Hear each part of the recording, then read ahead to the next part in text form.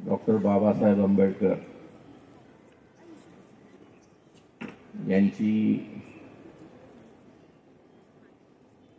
134वी जयंती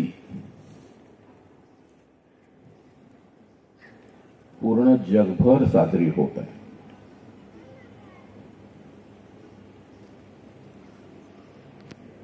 आणि जयंतीच्या पूर्वसंध्येला मला आपल्यामध्ये उपस्थित होऊन आपल्याला संबोधित करण्याची जी संधी प्राप्त करून दिलेली आहे आयोजकांनी, त्यासाठी मी आयोजकांचे आभार मानतो.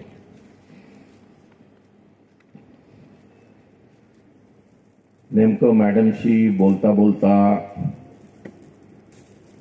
मला कळलं की आपले जे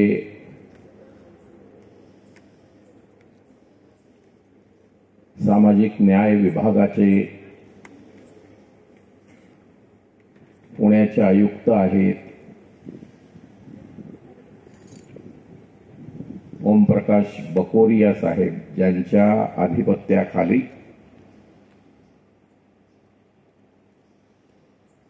पूर्ण महाराष्ट्राचा सामाजिक विभाग येतो, अर्थात तुमचं हॉस्टेल पण येतं.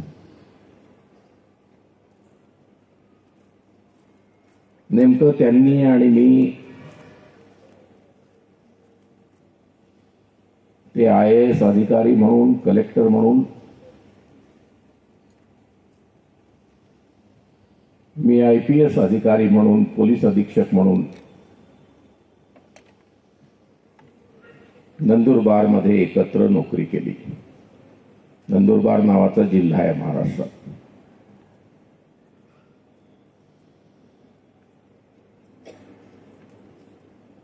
आणि मॅडमना सांगितलं मी की त्यावेळेचं एक वैशिष्ट्य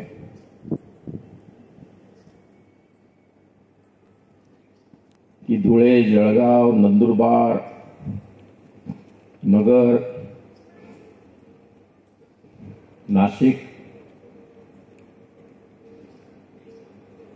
या 5 जिल्ह्यांचे जे विभागीय आयुक्त असतात, ज्यांच्या आधिपत्याखाली 5 जिल्ह्यांचे 5 कलेक्टर आणि 5 जिल्ह्यांचे 5 पोलीस अधीक्षक असतात,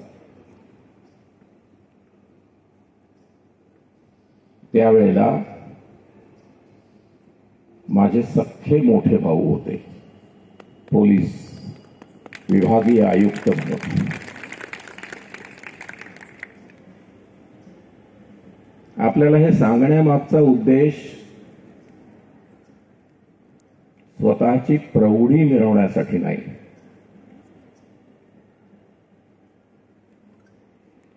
आपल्याला मी यासाठी ही गोष्ट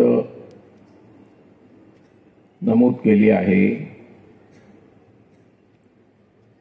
की आपण ज्या वसतिगृहात आहात, मागासवर्गीय विद्यार्थिनींचे वसतिगृह, अशा प्रकारची वसतिगृह पूर्ण महाराष्ट्रात आहेत.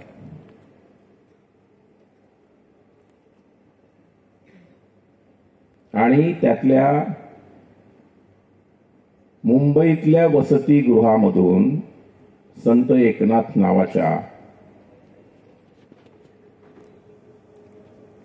मी आणि माझे मोठे भाऊ आणि छोटे भाऊ सुद्धा आम्ही या वसतिगृहामध्ये राहिलो, वाढलो, अभ्यास केला आणि स्पर्धा परीक्षा दिल्या. हा माझा उद्देश आहे आपल्याला सांगायचा, जेणेकरून आपल्या मनामध्ये भावना निर्माण व्हावी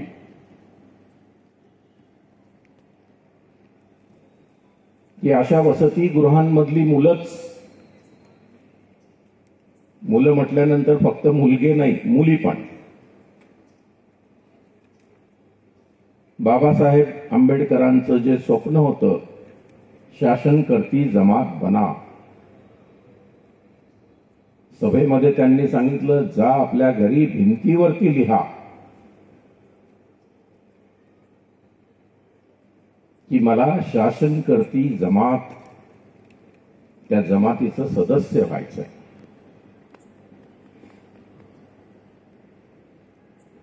आणि हे सांगताना डॉक्टर बाबासाहेब आंबेडकरांच्या मनामध्ये कुठल्याही प्रकारची शंका नव्हती.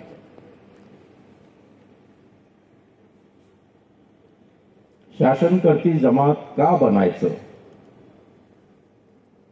तर आपले प्रश्न जोपर्यंत तुम्ही शासनाचे अधिकारी पदाधिकारी बनत नाही, तोपर्यंत अधिकारवाणीने आपल्याला प्रश्न सोडवता येत नाही. नंदुरबारमध्ये आम्ही दोघांनी मिळून ओमप्रकाश बकोरिया साहेब जे तुमचे आयुक्त आहेत आणि आम्ही मिळून जितक्या काही आदिवासींच्या जमिनी नंदुरबार जिल्ह्यामध्ये सवर्णांनी हडप केल्या होत्या, त्या सगळ्या जमिनी मुक्त करून आम्ही आदिवासींना देण्यामध्ये यशस्वी झालो. आणि हे आम्ही कामगिरी पार पाडू शकलो, त्याला कारण आम्ही शासनकर्त्या जमातीचे सदस्य होतो. आणि शासनकर्ती जमात बनण्यासाठी आमचा मार्ग तुम्ही जे बसलेले आहात त्या मार्गाने गेलो होतो आम्ही. सरकारी वसतिगृह, आता मला माहित नाही 8वी 9वीची मुलं असतात की नाही. आमच्या वेळेला 8वी पासून विद्यार्थी या वसतिगृहांमध्ये असायचे.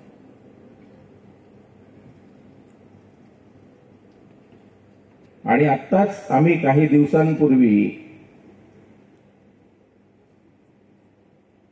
वसतिगृहाच्या मुलांचं महाराष्ट्रभराच्या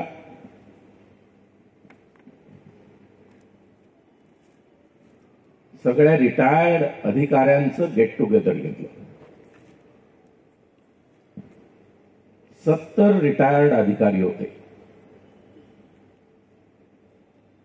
आणि असं एकही क्षेत्र नव्हतं जिथे वसतिगृहातल्या मुलांनी आपल्या कार्यकर्तृत्वाचा ठसा उमटवला नव्हता. सगळी क्षेत्र, 20-25 डॉक्टर्स होते आणि तेही मोठ्या मोठ्या हॉस्पिटल्स मधून.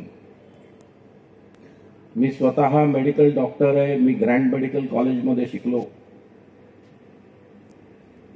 MBBS केलं, MD केलं.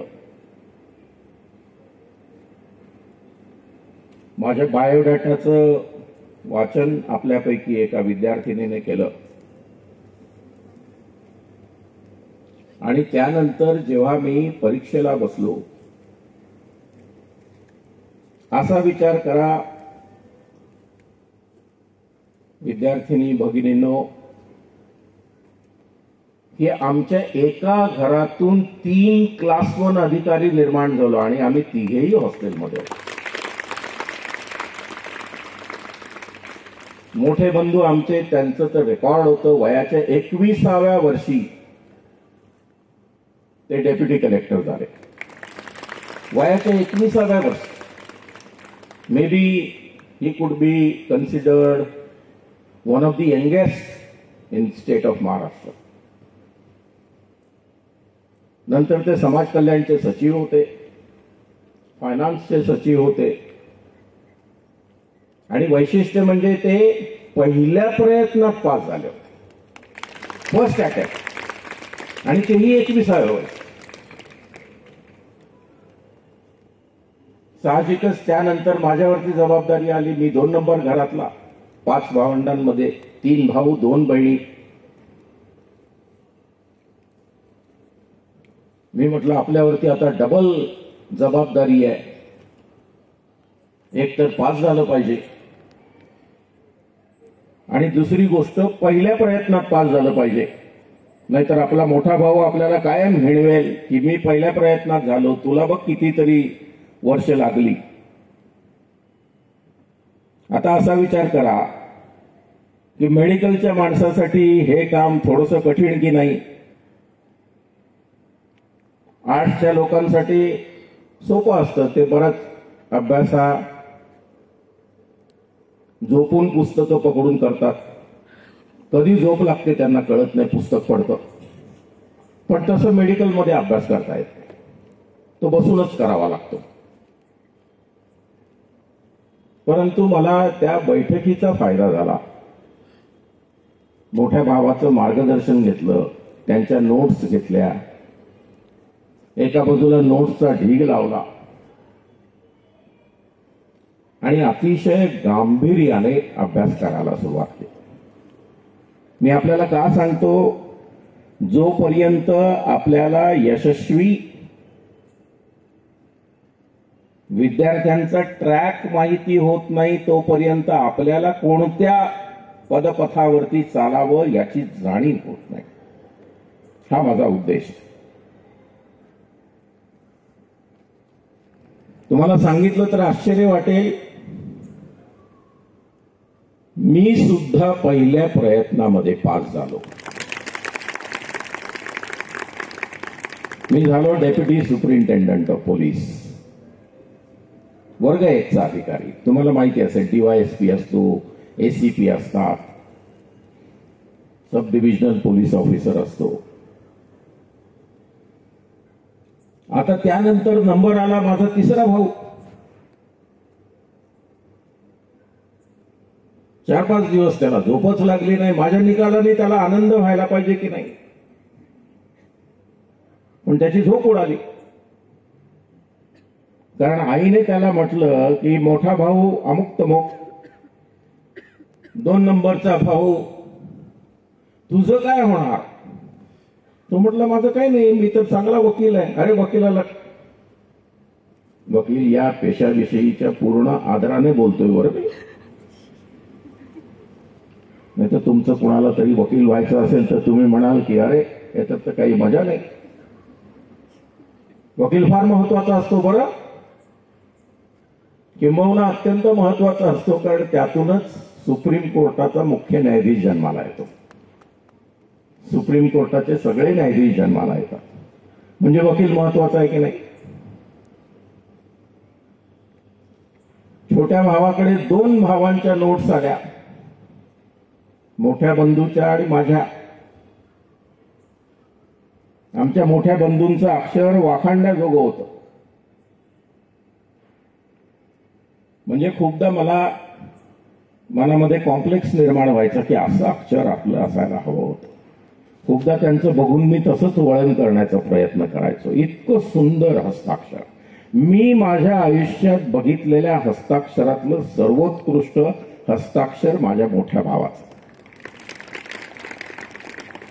ते जे काही लिहून द्यायचे, एखादी डायरी बिरी देताना की तुझ्या वाढदिवसानिमित्त माझ्यातर्फे ही डायरी, ते सुद्धा इतकं सुंदर लिहिलेलं असायचं.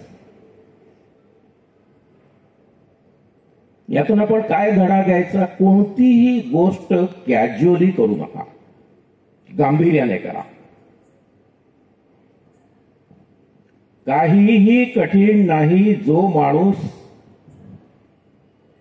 ठरवलेलं इप्सित साध्य करण्यासाठी अत्यंत गांभीर्याने त्या गोष्टीला सामोरा जातो. छोटे बंधू अभ्यासाला लागले. आता त्या काळामध्ये आताची जशी परीक्षा पद्धती तिकडमबाजीची जी आहे, टिक मारायचं, तशी नव्हती. आम्ही डिस्क्रिप्टिव्ह परीक्षा दिलेल्या काळातले लोक आहोत.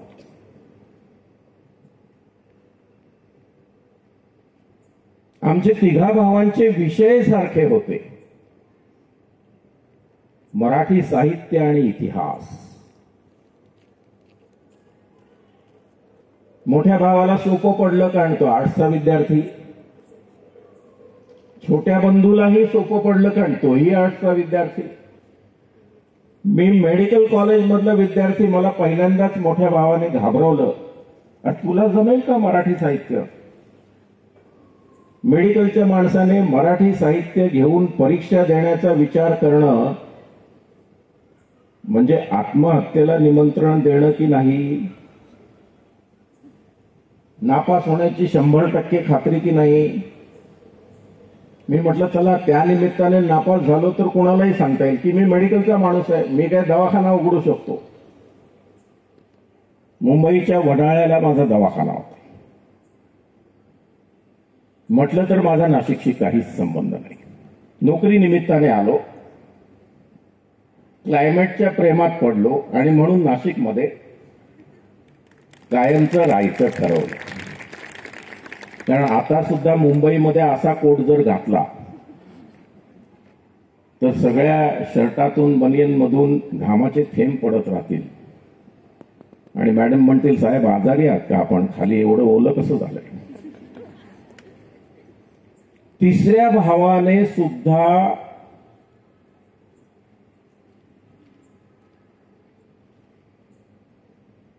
विद्यार्थिनी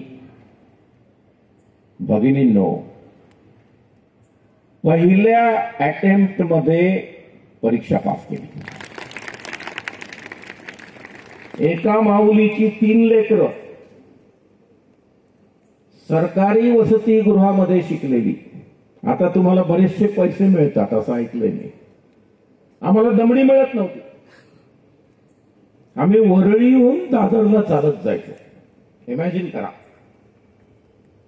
कुठे वरळी कुठे दादर. तिघे भाऊ पहिल्या प्रयत्नामध्ये आम्ही पास होण्यामध्ये यशस्वी झालो आणि तिघांचेही विषय सारखे, कारण नोट्स घ्यायचे आहेत. ओरिजिनल माणूस मोठा भाऊ त्याने प्रचंड मेहनत केली, मला त्याच्या नोट्स पाठ करायच्या होत्या आणि माझं त्याच्यावरती जे भाष्य होतं ते आणि मोठ्या भावाच्या नोट्स असं एकत्र करून छोट्या भावाने मैदान मारलं. तो हुशार निघाला. त्याने मला हे नाही सांगितलं की मला परीक्षेला बसायचंय म्हणून नोट्स दे. तो म्हटलं भाई कचरा बिचरा असेल तो पण सगळा झाडू मारून साफ कर रूम मधून. मी मेडिकल कॉलेजमध्ये. म्हटलं कशाला? बघतो तर खरं मला पण जमतं. आई मला म्हणते की तुझा काहीच उपयोग नाही. आणि त्याने चॅलेंज म्हणून ते स्वीकारलं आणि तेही पहिल्या प्रयत्नामध्ये यशस्वी झाले. विद्यार्थी भगिनींनो, यासाठी आदर्श कोण असेल आमचा? आदर्श आमचा डॉक्टर बाबासाहेब आंबेडकर. आपल्याला अन्य आदर्श जगातल्या सगळ्या लोकांना इतर क्षेत्रात आदर्श शोधावे लागतात. आपल्याला आदर्श शोधायची गरजच नाही. आणि आपण जितकं काही बौद्धिक क्षेत्रामध्ये मिळवू ते बाबासाहेबांपेक्षा कमीच असेल. त्यामुळे आपण जर ठरवलं की मिळवायचं, आता तुमच्या मनात प्रश्न आला असेल की हे का मिळवायचं? आपण क्लास 1 ऑफिसर का व्हायचं? तर बाबासाहेबांचं मत होतं की जोपर्यंत तुम्ही शासनाचे प्रतिनिधी बनत नाही तोपर्यंत प्रश्न लीलया सोडवता येत नाही, सहज सोडवता येत नाही, खूप अडचण निर्माण होते. आता जसं मी तुम्हाला सांगितलं, अनेक लोकांच्या जमिनी ज्या नंदुरबार जिल्ह्यामध्ये हडप केल्या होत्या त्या माझ्या सोबतचे कलेक्टर ओमप्रकाश बकोरिया साहेब जे आता तुमचे कमिशनर आहेत आणि एसपी म्हणून मी आणि डिव्हिजनल कमिशनर माझे मोठे बंधू ज्यांचा वरदहस्त आमच्यावर होता की तुम्हाला काय करायचं ते करा, अडचण निर्माण झाली तर मी बसलोय.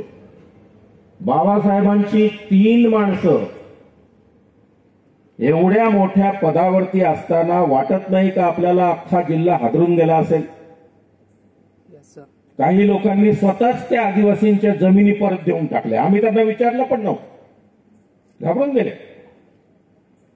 जेव्हा कलेक्टर आणि पोलीस अधीक्षक एसपी ठरवतो तेव्हा तो काय करू शकत नाही. आणि जर तो आंबेडकरी विचाराचा असेल तर तो खऱ्या अर्थाने न्याय देऊ शकतो. बाबासाहेब आंबेडकरांच्या कार्यकर्तृत्वाचा आढावा घेणे आणि त्यांचा शेवटचा टप्पा जो आहे त्या टप्प्याचा आपण विचार करावा असं माझं मत आहे.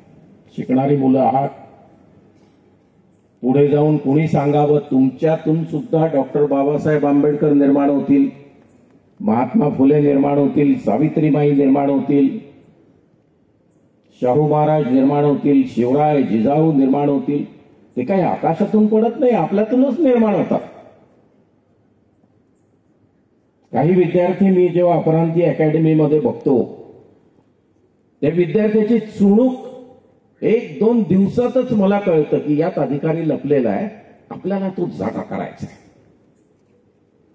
आणि याला ते पद मिळवण्याच्या अवस्थेपर्यंत बौद्धिक प्रगल्भता निर्माण करून ते पद हस्तगत करायला लावायचं. आणि ते हस्तगत करायला कशाला लावायचंय तर बाबासाहेबांनी जे बघितलं, तुमचे प्रश्न तुम्हीच सोडवायचे आहेत, बाहेरचा माणूस सोडवणार नाही. आज तो अख्खा नंदुरबार जिल्हा जेव्हा मी तिथे जातो केसेससाठी त्यावेळेला ट्रॅफिक जॅम होऊन जातो. इतके लोक भेटायला येतात. कारण त्यांच्या मते तोपर्यंत कोणीही आदिवासींच्या जमिनी मुक्त केल्या नव्हत्या ज्या कलेक्टर आणि एसपी या दोघांनी मिळून आदिवासींना न्याय दिला आणि मुक्त केल्या. माझ्यासाठी कलेक्टर एसपी महत्वाचे नव्हते तर बाबासाहेबांची शासनकर्ती जमातीचं स्वप्न फलद्रूप झालं हे त्याचं कारण होतं. आता असा विचार करा की शासनकर्ती जमात काय फक्त अधिकारी बनूनच होता येतं का? अधिकारी बनून आपण खरं तर शासनकर्ती जमात नाही बनत, प्रशासनकर्ती जमात बनतो. बाबासाहेबांना अभिप्रेत आहे की ते शासनच आहे. थोडं जास्त विश्लेषण जर आपण त्याचं केलं तर आपल्या लक्षात येतं की शासन हे शासन आणि प्रशासन असतं. मग शासन म्हणजे काय आणि प्रशासन म्हणजे काय? प्रशासन म्हणजे अधिकारी आणि शासन म्हणजे आमदार, खासदार, मंत्री, हे शासन. अधिकारी, प्रशासन यातली जास्त ताकद कोणाकडे? शासनाकडे. शासन प्रायमरी, ऑफिसर सेकंडरी, असं सोपं वर्गीकरण करतो मी. तुम्हाला हे नाही म्हणणार मी कॉर्पोरेटर बना, आमदार बना, खासदार बना, मंत्री बना, हे नाही म्हणणार. कोणी सांगावं बनालही, परंतु सर्वोपट मार्ग जो आहे तो प्रशासनाचा आहे. मग शासन जे असतं त्याला काय म्हणतो आपण? It is political executive, temporary executive. शासन किती वर्षांसाठी असतं? 5 वर्षांसाठी. प्रशासन किती वर्षांसाठी असतं? 25 वर्षांसाठी, 35 वर्षांसाठी. ज्या दिवशी लाल दिव्याची गाडी सुटली त्या दिवशी मला आनंद झाला होता. सुटलो बाबा, नको तो दिवा. कारण त्या दिव्याखाली बऱ्याच वेळेला मी अंधारच पाहिलेला. आपण म्हणतो ना दिव्याखाली अंधार. आणि तेच आमदाराचा मंत्री झाल्यानंतर जेव्हा त्याला लाल दिव्याची गाडी मिळते तेव्हा त्याला किती आनंद होतो. तो सगळे दिवस मोजतो. त्याचा 5 वर्ष दिवा लावून फिरायचं, सायरन वाजवायचं. नको तिथे सायरन वाजवत चाललेले असतात. कारण ते लहान मुलासारखं अप्रूप असतं. ते सायरन आहे आमच्याकडे, लाल दिवा आहे. आम्ही एका घरामध्ये 3 भावांनी जर ऍव्हरेज 30 वर्ष घेतली तर 90 वर्ष आम्ही लाल दिव्यामध्ये फिरलो बाबासाहेबांच्या कृपेमुळे. असं महाराष्ट्रात एकही एक्झाम्पल नाही. 3 भाऊ फर्स्ट अटेम्प्टला पास होणे आणि तिघांनीही क्लास 1 ची सर्व्हिस मिळवणे. आता शासन होताना आपल्याला काही अडचणी निर्माण केलेल्या आहेत, अडचणी निर्माण झालेल्या आहेत.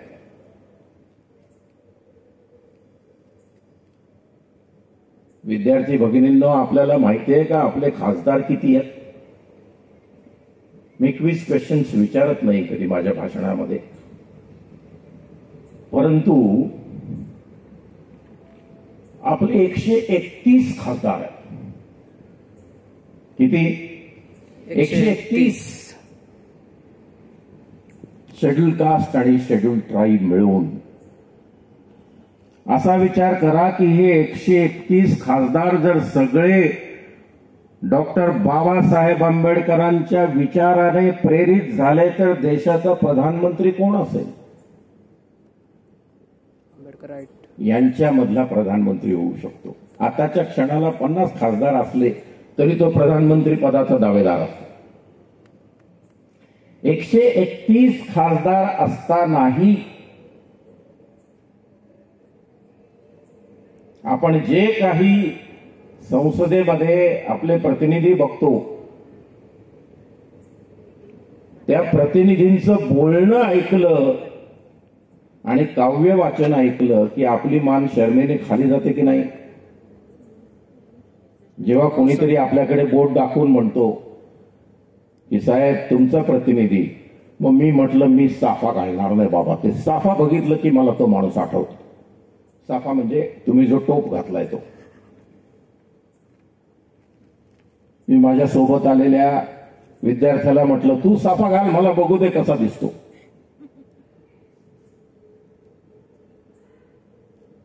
पण मला ते टिपिकल दृश्य नको होतं. तो साफा फार मानाचा आहे बरं, निळ्या रंगाचा आहे, सन्मानाचा आहे, पण एक का कुणास ठाऊक माझ्या मनात आलं, का माझ्या डोळ्यासमोर ते पार्लमेंट दिसलं आणि त्यातल्या कविता आठवल्या मला आणि मला दरदरून घाम फुटायला लागला की नकोच. आपण पार्लमेंटमध्ये कशासाठी जातो? प्रश्न सोडवण्यासाठी, कविता वाचनासाठी नाही. बरं, कविता ही काही अभिजात कविता नाही, टला फो लावून बनवलेल्या कविता. कशावरती कविता असेल? सकाळी नाश्ता केला त्याच्यावरची कविता असू शकते. मी आल्यानंतर मला साखरेचा चहा मिळाला त्याच्यावर कविता असू शकते. मी म्हटलं साखरेचा नको बाबा, कमी शुगर नाही, विदाऊट शुगर. तर तो मला पक्क माहिती होतं की हा कमी शुगर येणार. एवढ्या वर्षाचा प्रशासकीय अनुभव. त्यामुळे देणाऱ्या माणसाला मी हे म्हटलं कमी शुगर नाही. काय ऐकलं तर म्हणे कमी शुगर नको. मी म्हटलं मग विदाऊट शुगर, बिना साखरेचा. होते ना कविता? मागितला होता बिना साखरेचा, मिळाला कमी साखरेचा. झाली पहिलं कडवा. यासाठी सांगतो की आपण जो निवडून माणसं दिलेली आहेत किंवा जे बाबासाहेबांच्या स्वप्नातली शासनकर्ती जमात म्हणून 131 माणसं गेलेली आहेत, ती प्रत्यक्षात आपले प्रश्न सोडवण्यासाठी सक्षम आहेत का? उत्तर आहे नाही. आता तुम्ही म्हणाल सर कसं का सक्षम नाही? खासदार आहेत ते. होतो परवाच्या दिवशी एका खासदारांच्या सोबत. ते ज्या पक्षातून निवडून आलेले असतात ते पक्ष डॉक्टर बाबासाहेब आंबेडकरांच्या तत्वज्ञानाला, विचाराला घेऊन पुढे जात नसतात, तर किंबहुना ते बाबासाहेबांच्या विचाराचे मारक असतात. मग त्यांना खासदार कोण हवा असतो होण्यासाठी? उमेदवार त्या रिझर्वेशनच्या सीटवरती जो बाबासाहेबांच्या विचाराला मारक आहे. म्हणून तो खासदार आपले प्रश्न सोडवू शकत नाही. तो कुणाची तळी उचलून धरतो? त्या पक्षाची तळी उचलून धरतो. कोणता आहे तो पक्ष? जो बाबासाहेबांना मानत नाही, जो बाबासाहेबांचं संविधान बदलायला निघालेला आहे, त्या पक्षाचे खासदार. त्यांची काय हिंमत तिथे बोलायची? मग ते सोपा मार्ग घेतात, कविता करा, काहीतरी बोललो. नाहीतर ते यूपी बिहारचे लोक बोलतात ना की अरे यार वो तो बैठा है संसद में मुंह में दही जमा के. मला ते फार आवडतं ते. मुंह में दही जमाना मतलब दिन भर बात नहीं करना, मौनी बाबा बन के बैठ जाना. ते मला ते दही लावतो ना आमचा संतोष, त्यावेळेला फार आठवतं ते. बाबा हलू नको देऊ, दही जमा के बैठना है हमें. त्या पातळीवरती आपला पराभव झाला की नाही? कोणत्या पातळीवरती? शासन. मग राहिलं एकच आपल्या हातात, काय? प्रशासन. तिथे कुणीच थांबवू शकत नाही आपल्याला. त्यातला दुसरा एक महत्वाचा भाग, रिझर्वेशनचा आपण जरी ती शिडी वापरली तरी तुम्हाला किती मार्क मिळत आहेत यासाठी काही कोणी बंधन घातलंय का? टीना डाबी नावाची हिमाली कांबळे ताईंची मुलगी IAS ला पास नाही झाली, फर्स्ट आली. बाबासाहेबांचा विजय. आणि त्यामुळे रिझर्वेशनची आणखी एक सीट उपलब्ध होते. तिची बहीण पण IAS ला पास झाली. मग आपण जोपर्यंत बाबासाहेबांचं संविधान जिवंत आहे, जोपर्यंत या लोकांच्या पाताळयंत्री कारवाया, षडयंत्री कारवाया यशस्वी होत नाहीत आणि विपरीत काहीतरी हे जोपर्यंत दस्तऐवज संविधान नावाने निर्माण करत नाहीत, तोपर्यंत संधी घ्या भगिनींनो. आणि ती संधी घेताना आपण त्या संधीचं सोनं करून, कारण ह्या जागा ज्या आहेत त्या काय आहेत? ही बुद्ध विहार आहे. इथल्या बसलेल्या प्रत्येक विद्यार्थ्याने स्वतःला सांगितलं पाहिजे की मी इथे बसून बुद्धाचं काम करतो, बाबासाहेबांचं काम करतो, राजा अशोकाचं काम करतो. मी भिक्खू आहे. मी सर्वस्व प्राणाला लावेन आणि प्रशासकीय सेवेतल्या जागा हस्तगत करेन. तुमच्यातले जर 2-4 लोक क्लास 1 ऑफिसर झाले, मॅडम मला इन्फॉर्मेशन देतील, मी ओमप्रकाश साहेबांना घेऊन येईन. माझ्या एका फोनवरती येतील, कारण आम्ही एकत्र नोकरी केलेली आहे. आणि तुमच्यासाठी तो फार मोठा आनंदाचा दिवस असेल. आणि त्या काळामध्ये जे काही छोटे मोठे तुमचे काही प्रश्न असू शकतात, ग्रीन जिम मधल्या बऱ्याचशा फॅसिलिटीज मला इथे दिसत नाहीयेत, फक्त दांड्याच उभ्या राहिलेल्या दिसतात. आपल्याला सुसज्ज ग्रीन जिम करू शकतो. आपल्या जर भिंतींवरचे कन्सर्टिना वायर्स जर बिघडल्या असतील, तुटल्या असतील, मी इथे येऊन गेलोय तर काहीतरी ते देऊन जायला पाहिजे ना.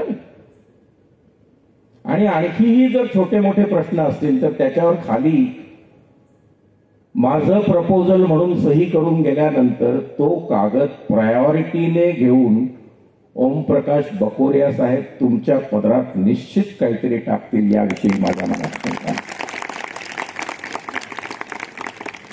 कारण या हॉस्टेल्समध्ये मी राहिलेलो आहे. जेवणाचे काही प्रश्न असतात, गाद्या गिरद्या चादरी उशा हे प्रश्न असतात. आमचा काळ फार भयंकर होता, तुम्ही तशा काळामध्ये नाही आहात. तुमच्याकडे पाहिल्यानंतर कोणत्याही माणसाला उत्साह निर्माण होईल. म्हणजे स्त्रीचं सौंदर्य म्हणून सांगत नाही मी, प्रसन्नता म्हणून सांगतो. तुमचे चेहरे बघितल्यानंतर, कारण 25 वर्ष मी 400च्या वरती व्याख्यानं दिलेली आहेत, पण खरंच सांगतो, तुमचे आजचे प्रसन्न चेहरे बघितल्यानंतर मला वाटतं किती बोलावं यांच्याशी. कारण एकतर संपूर्ण मुलींचं हॉस्टेल, त्या आडगावला 3 भाषणं झालेली आहेत माझी. मला वाटलं कदाचित त्या स्पर्धेतून तर नाही बोलवलं मला, की मुलांच्या हॉस्टेलमध्ये नेहमी जातात सर, भाषणं देतात, आम्हाला का नाही. आता आपल्याकडच्या, आपल्या समोरच्या येणाऱ्या भविष्यामध्ये काय जबाबदाऱ्या आहेत. आता बघा मुलींनो, मी इथे आहे, अपरांती अकॅडमी चालवतो. आज रविवार असताना माझ्याकडे एकाग्रता अभियान असतं. दिवसाचे कमीत कमी 9 तास विद्यार्थ्यांनी आपसात न बोलता एकाग्रतेने अभ्यास करावा, ही ती संकल्पना आहे. कारण जेव्हा माणूस 10 तास, 12 तास, 15 तास बसतो, आपण ऐकलंय बाबासाहेब 16 तास अभ्यास करायचे, 18 तास अभ्यास करायचे. जेव्हा तुम्ही 10 तास क्रॉस करता, एकदा प्रयत्न करून बघा, त्यानंतर तुम्ही एका वेगळ्या ट्रान्समध्ये जाता एकाग्रतेच्या. मी हे प्रयोग केलेले आहेत मेडिकल कॉलेजमध्ये. पण ते मेडिकल कॉलेजचा अभ्यास तर फार भयंकर असतो. तुम्ही ऐकलं असेल, कदाचित तुमच्यात कुणी असेलही मेडिकल कॉलेजमध्ये. म्हणजे माणसाच्या शारीरिक, मानसिक, बौद्धिक, शैक्षणिक क्षमतेची शेवटची कसोटी लागते. 3 तास झोपायचं, कधी कधी 1.5 तास झोपायचं. म्हणजे तुम्ही उठता, बाथरूमकडे जाता, 2-3 वेळा पडलेलो आहे मी, कारण झोप तशीच आहे डोळ्यावरती, आणि डायरेक्ट शॉवर खोलायचा आणि थंड पाण्यात आंघोळ करायची. झोप उठते, चहा प्यायला पैसे नाही, आणि ती ऑड वेळ आहे, कोण चहा देणार. कशासाठी? स्वतःला सिद्ध करण्यासाठी. आणि हे स्वतःला सिद्ध करण्याचं आव्हान तुमच्या समोर डॉक्टर बाबासाहेब आंबेडकर ठेवून गेलेले आहे. तुम्ही जर हे आव्हान स्वीकारलं नाही तर भाडोत्री तट्टू आणून आपल्याला हे काम करता येणार नाही. बाबासाहेब बॅरिस्टर झाले, तुम्हाला सगळ्यांना माहिती आहे ना. बाबासाहेबांच्या डिग्री आपण वाचतो, त्यातली एक डिग्री कोणती आहे? बॅरिस्टर. ग्रेज इन नावाची संस्था आहे, तिथून बॅरिस्टर झाले. आता जसं तुम्हाला सांगतो, असं अनेकदा घरामध्ये सांगितल्यानंतर माझ्या मुलाने मला म्हटलं की बापू मला बॅरिस्टर व्हायचं. मी म्हटलं बाळा, बॅरिस्टर तुला वाटतं तितकं सोपं नाही. माझं कुटुंब लंडनमध्ये आहे. मिसेस अपरांती नोकरी करतात लंडनमध्ये, स्त्रियांचे प्रश्न सोडवतात. मुलगी माझी केम्ब्रिजमध्ये आहे. केम्ब्रिज नावाची काही युनिव्हर्सिटी ऐकली असेल, ऑक्सफर्ड, केम्ब्रिज. मुलाने 5 वर्ष स्वतःला आयसोलेट केलं, सगळ्या जगापासून तुटला, आणि ज्या संस्थेमधून डॉक्टर बाबासाहेब आंबेडकर बॅरिस्टर झाले, त्याच संस्थेतून बॅरिस्टर झाला. आपल्याला एक नवीन बॅरिस्टर मिळाला बाबासाहेबांनंतर किती वर्षांनी? 99 वर्षांनी. मानलं पाहिजे की नाही या जिद्दीला? मी म्हटलं बाबा, इकडे तू राहून काही IAS IPS झाला असतास तर मला जितका आनंद झाला नसता तितका तू बॅरिस्टर झाल्यामुळे झालेला आहे. काय वैशिष्ट्य असतं या बॅरिस्टरचं? त्याला इंटरनॅशनल कोर्टात ऑडियन्स आहे. उद्या जर आपण म्हटलं की आपल्याकडचा एखादा प्रश्न आपल्याला इंटरनॅशनल क्रिमिनल कोर्ट किंवा इंटरनॅशनल कोर्ट ऑफ जस्टिस मध्ये न्यायचा आहे, तर तुम्हाला शोध घ्यावा लागेल. तिथे साधा वकील चालत नाही. तेथे पाहिजे जातीचे रागवाळ्याचे काम नव्हे, बॅरिस्टरची गरज पडेल. किती आनंद होईल मला असा जर प्रश्न निर्माण झाला आणि जर बॅरिस्टरचा शोध घेण्याच्या ऐवजी तुमच्याकडे स्वतःचा बॅरिस्टर आहे, या गोष्टीचा इतका आनंद अन्य कोणता असू शकतो का? आणि ही कुणाची प्रेरणा? मी म्हटलं बाबा कोणत्याही इन्स्टिट्यूटमध्ये बॅरिस्टर होऊन जा, काय त्यात फरक पडतो? एंट्रन्स एक्झामिनेशन पास करावे लागेल. त्यांनी म्हटलं जीवाच्या आकांताने अभ्यास करेन, पण झालोच बॅरिस्टर तर डॉक्टर बाबासाहेब आंबेडकरांच्या संस्थेतून होईल. आपण स्वतः अशा प्रकारच्या काही गोष्टींचं जोपर्यंत ठरवत नाही, आव्हानं स्वीकारत नाही, पाश्चात्य देशांमध्ये आपल्याला जायला काही हरकत आहे का? की तुम्ही असा काही निर्णय घेतलाय की नाही ना गडे आपला गाव बरा, काही नाही करत. आम्हाला काही वाटलं नाही का आमचं गाव बरा, पण पोरं तिकडे आहेत, सिटीजन आहे. उद्या उठून जर खूप मोठे प्रश्न निर्माण झाले, युनायटेड नेशन्स मध्ये जाऊन आपल्याला भांडावं लागलं, तर आपल्याला आपली स्वतःची माणसं हवी.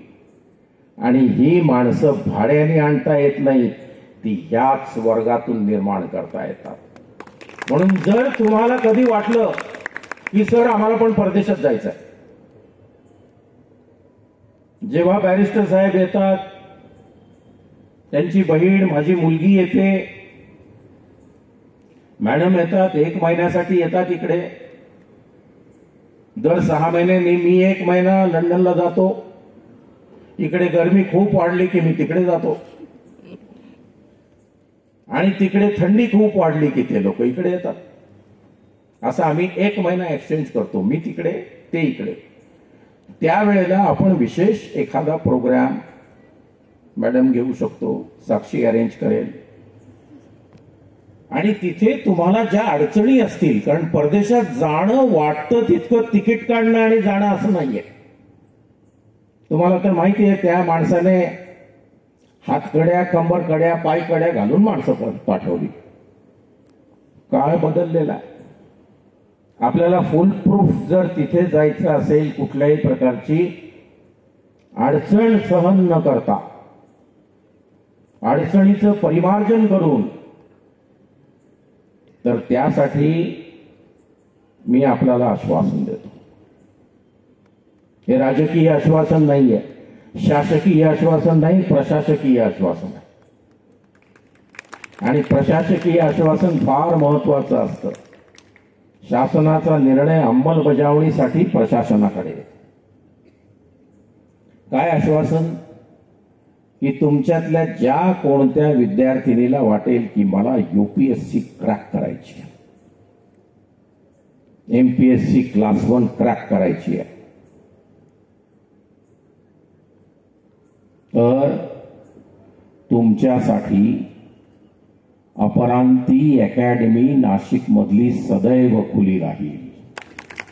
जेव्हा असं वाटलं, तुम्ही अकॅडमी जॉईन करण्याची गरज नाही, कारण माझी अकॅडमी कमर्शियल नाहीये. पण मी तुम्हाला सल्ला, समुपदेशन, मार्गदर्शन निश्चित करू शकतो. एक पार्ट. दुसरा पार्ट, जर तुम्हाला वाटलं परदेशात जायचंय, 2 मार्ग आहेत बरं. परदेशामध्ये लग्न करून पण जाता येतं. म्हणजे आपण म्हणतो ना, कलेक्टर कशाला व्हायचं, कलेक्टरची बायको बनू, म्हणजे कलेक्टरीने बनू. कधी कधी तो मार्ग सोपा असतो, बनतात अनेक. मुलींकडे ऑप्शन आहे, पोरांकडे ऑप्शन नसतो. म्हणजे वापरला तर त्याला असं वाटतं अपमानित झाल्यासारखं, अन्यथा वापरतायत. आमच्या इथे हवालदार होते, सॉरी आपल्या इकडे एक डीसीपी मॅडम आल्या आणि त्यांचा नवरा हवालदार होता. तमिळनाडूमध्ये. त्यांनी किती प्रयत्न केले असतील, त्यांना मोकळीक मिळावी, अभ्यास करायला मिळावा. आता ते मुंबई डीसीपी आहेत. मी खास करून भेटलो त्यांना. मी कधी जात नाही पोलिसांच्या कार्यालयात, परंतु तोही प्रकार करता येतो. पण लग्न करून परदेशात जाणं मला असं वाटतं थोडंसं अपमानित झाल्यासारखं असतं. आपलं स्वतःचं अस्तित्व पाहिजे आणि ते स्वतःचं अस्तित्व टिकवून आपल्याला परदेशात जायचं असेल, पहिला पर्याय मी सांगितला समुपदेशनाचा, UPSC MPSC क्रॅक करण्यासाठी. तसं परदेशात जाण्यासाठी जर कोणाची इच्छा असेल तर त्यांना मार्गदर्शन सुद्धा अपरांती कुटुंबीय करतील याची मी आपल्याला ग्वाही देतो. 2 गोष्टी दिल्या. तिसरी महत्वाची, तुमच्या ज्या काही अडचणी असतील त्याची व्यवस्थित लिस्ट बनवून माझ्याकडे दिलं. प्रपोज बाय म्हणून मी सही करून ऑफिशियली ओमप्रकाश बकोरिया साहेबांकडे एकत्र नोकरी केली याची साथ घालून तो कागद पाठवू शकतो. आणि आपले जे काही प्रश्न, कारण मला इथलं वाईट वाटून घेऊ नका, इथे मी आलेलो आहे पोलीस म्हणून. खूप मागची गोष्ट आहे, 98 सालची, जेव्हा कौलारू छप्पर असलेली तुमचं हॉस्टेल होतं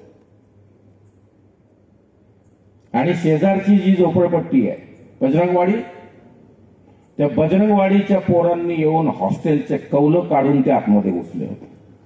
त्यावेळेला मी इथे थोडंसं काठीबिठी घेऊन आलो होतो. तर माझा धंदाच होता तो, काही मला पर्याय नाही. आणि तो प्रश्न मी त्यावेळेला सोडवला होता. आणि त्यावेळेचं प्रपोजल होतं की मुलींसाठी चांगल्या कॉन्क्रीटच्या बिल्डिंग असाव्या, चांगलं कुंपण असावं आणि त्यावरती कन्सर्टिना वायर असावी. मला ती दिसत नाहीये. हा तुमचा प्रश्न असू शकतो. कन्सर्टिना वायर म्हणजे असे गोल वायर असतात बघा, बार्ब्ड वायर, काटे काटे. माणूस सापडला तर सुटतच नाही त्याच्यातून. म्हणजे आपल्याला जरी म्हटलं की अरे चांगला माणूस आहे त्याला सोडवा, तर आपल्यालाही सोडवता येत नाही, पोलीस जाणावे लागतात. तशा वायर पाहिजेत की नाही, फेन्सिंग वायर चारी बाजूनी, सुरक्षित वाटेल की नाही, असे हा आणि यासारखे अन्य कोणतेही प्रश्न असले तर कृपया मला सांगा. मी सोडण्याचं आश्वासन देतो. आणि आजच्या अत्यंत महत्वाच्या दिनी, ज्या दिवशी पूर्ण जगात जल्लोष असतो, आंबेडकर जयंतीचा, आपल्या उद्धारकर्त्याच्या जयंतीचा, महामानव डॉक्टर बाबासाहेब आंबेडकरांच्या जयंतीचा, त्याच्या मी तुम्हाला भरभरून शुभेच्छा देतो आणि माझे 2 शब्द संपवतो. जय भीम, जय भारत, जय संविधान.